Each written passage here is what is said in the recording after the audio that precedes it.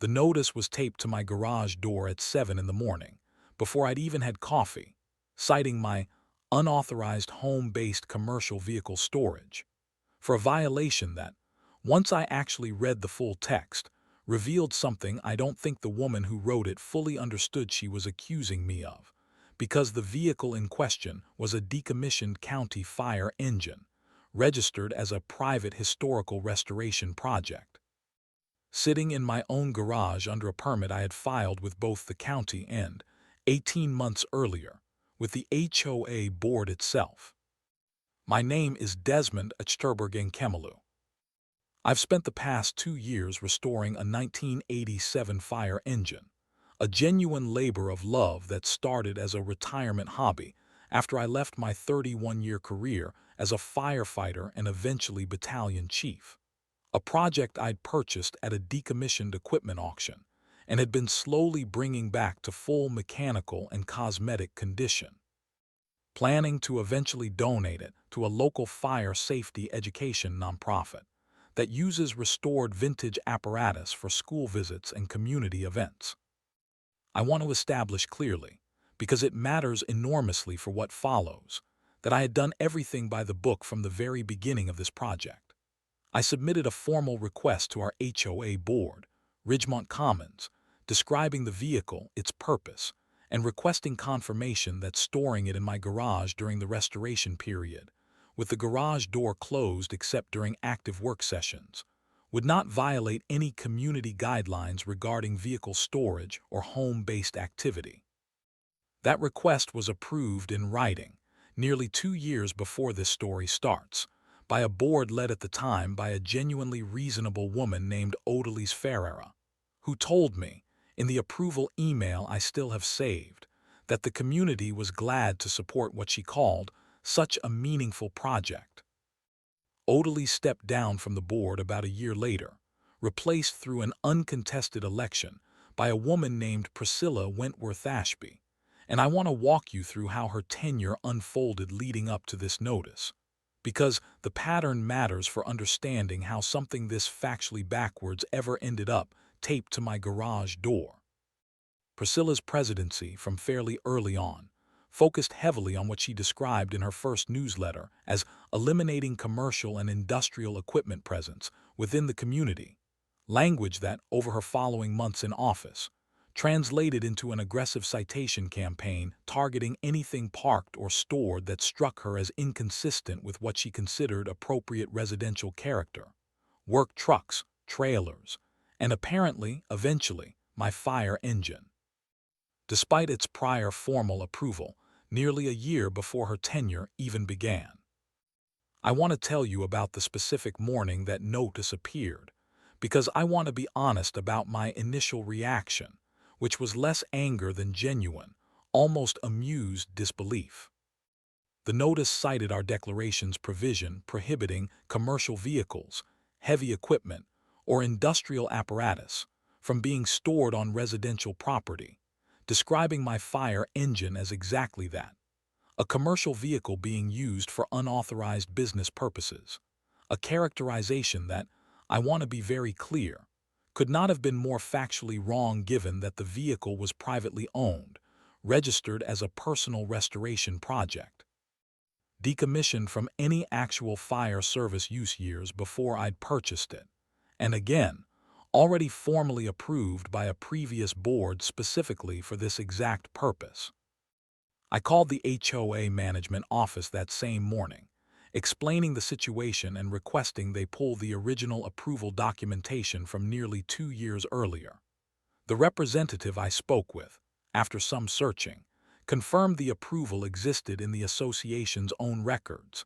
a detail that, I assumed, would resolve this entire situation within a single phone call once Priscilla was made aware of it. I want to walk you through the conversation I had with Priscilla directly once she called me back later that same day,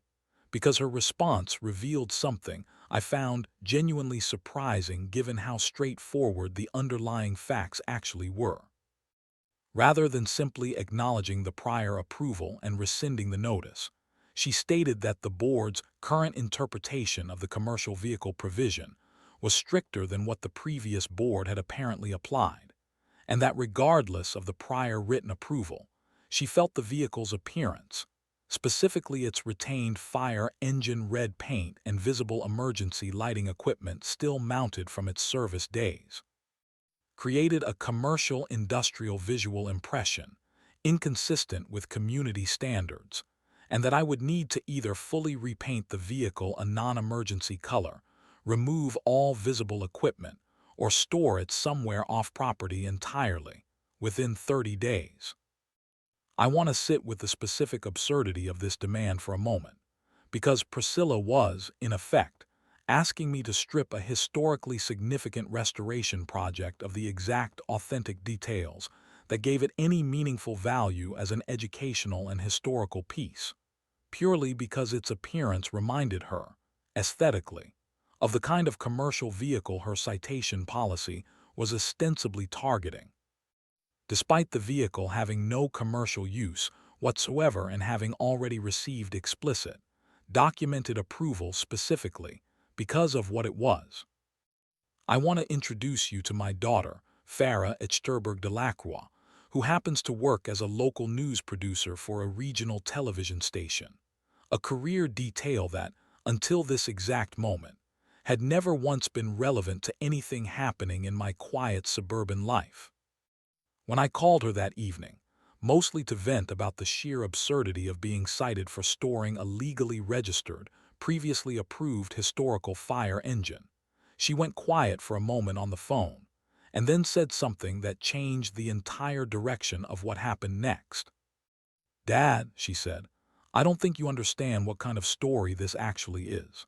A retired fire chief being cited by his own HOA for restoring a historic fire engine, one that's already approved in writing, being asked to strip its authentic character specifically because it looks too much like what it actually is. That's not just a frustrating HOA dispute. That's the kind of local human interest story that writes itself. And I think, before you spend a single dollar on legal fees, we should let people actually see this vehicle and see that notice before Priscilla gets a chance to quietly walk it back once she realizes how this is going to look." That's where part 2 picks up, because what happened once Farah's station learned the full story, and once the community itself discovered exactly what Priscilla had actually accused a retired battalion chief of doing with his own historically significant restoration project, turned into something considerably more consequential than either of us anticipated when she first suggested making a few calls. Farah's segment aired about 10 days later, and I want to walk you through how her team approached it, because it turned out to be considerably more thorough than a simple human interest piece. Rather than just interviewing me, Farah's producer reached out to the local fire safety education nonprofit I'd been planning to eventually donate the restored engine to,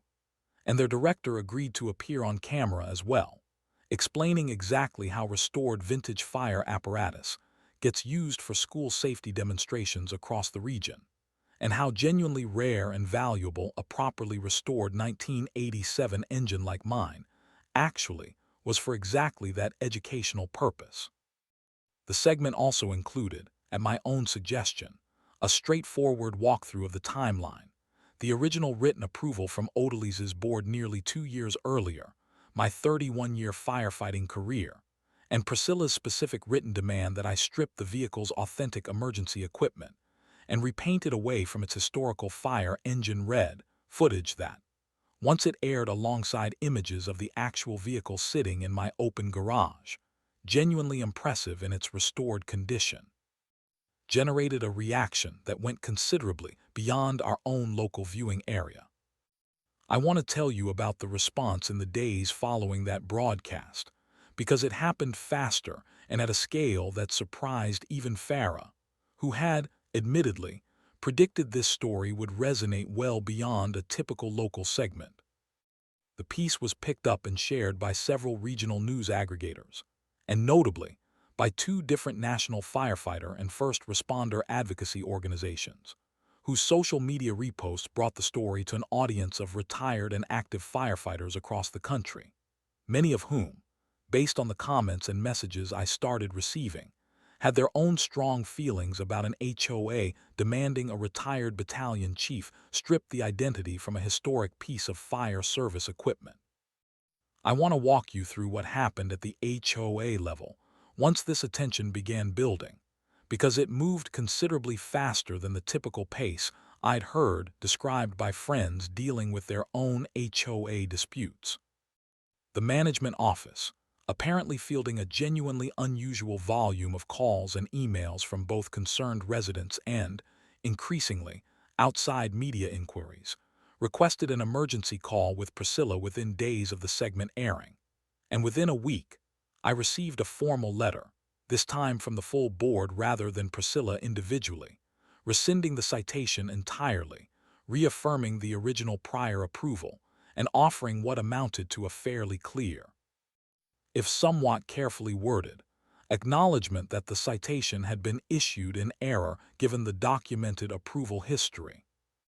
I want to tell you about the community meeting that followed, because it was, without question, one of the more well-attended gatherings I'd witnessed in my several years living in Ridgemont Commons, considerably more full than any prior meeting given how widely the story had circulated by that point, with several neighbors telling me, before the meeting even started, that they'd had family members from other states texting them the news clip once it started circulating more broadly. At that meeting, several residents spoke, some sharing their own prior frustrations with Priscilla's citation practices over her tenure, disputes over landscaping, over vehicle parking, over holiday decorations, patterns that, much like in several other HOA situations I've since heard about from friends dealing with their own overreaching board presidents, had apparently been quietly accumulating well before my own fire engine dispute ever became the specific incident that finally drew this much collective attention. Priscilla, given the opportunity to respond, offered what struck most of the room as a fairly unconvincing explanation,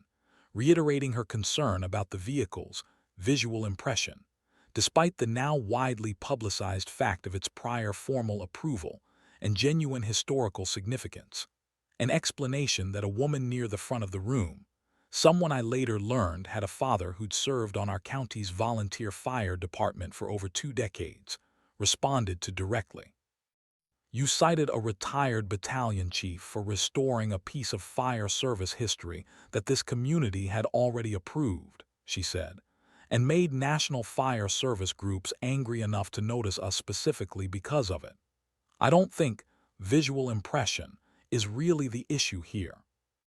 The vote to remove Priscilla from the board followed shortly after, passed overwhelmingly, and the community additionally passed a formal policy requiring any attempted modification or revocation of a previously approved architectural or storage accommodation to go through a full board vote with documented justification, rather than allowing any individual board president to unilaterally reinterpret and override prior approvals simply based on personal aesthetic preference. A policy several residents specifically credited this exact incident with finally prompting them to formalize. I want to tell you about what happened to the fire engine itself, because I think it's actually the most meaningful part of how this entire story resolved. The attention from Farah's segment, and its subsequent spread through firefighter advocacy networks, led directly to an unexpected and genuinely wonderful outcome I hadn't anticipated when this all started. A regional fire museum, having seen the story, reached out asking whether I'd be interested in a formal partnership once the restoration was complete, offering not just a permanent home for the vehicle, but funding to help complete the remaining restoration work considerably faster than my own retirement budget would have allowed on its own. I want to tell you about the day the fully restored engine finally rolled out of my garage for its first official public appearance. At a community safety fair, the Fire Museum, organized in partnership with the same local nonprofit Farah's segment, had originally featured, because I remember standing beside it, freshly painted in its full, authentic fire engine red, every piece of original equipment intact and polished. Watching kids climb up into the cab with the same wide-eyed excitement I remembered feeling myself, the very first time I ever sat in an actual fire engine as a young recruit, and thinking about how close this vehicle had come to being stripped of exactly the authentic character that made moments like that one possible. If there's a lesson in this story, I think it's something Farah said to me during one of our early conversations about whether to actually pursue media coverage at all. She said that HOA overreach often survives specifically because most disputes remain invisible beyond the two households directly involved. A board president confident that whatever aesthetic judgment she's imposing will simply be quietly complied with, since most residents don't have an easy way to make their specific situation visible to anyone beyond their own immediate neighbors. The moment a story like this reaches an audience who actually understands and cares about what's really at stake, in this case, an entire community of firefighters and fire service advocates who immediately recognized exactly what was being asked of a piece of genuine service history, that confident, unchecked authority tends to collapse considerably faster than anyone imposing it ever expects. We made it visible, and it turns out that one retired battalion chief's restoration project, one daughter with exactly the right professional connections to know how a good story travels, and 14 minutes of national firefighter community attention were more than enough to make sure Priscilla Wentworth Ashby's demand to repaint a piece of fire service history simply because it looked too much like what it actually was never had a chance of succeeding. Thumbnail text. She cited a fire engine as commercial.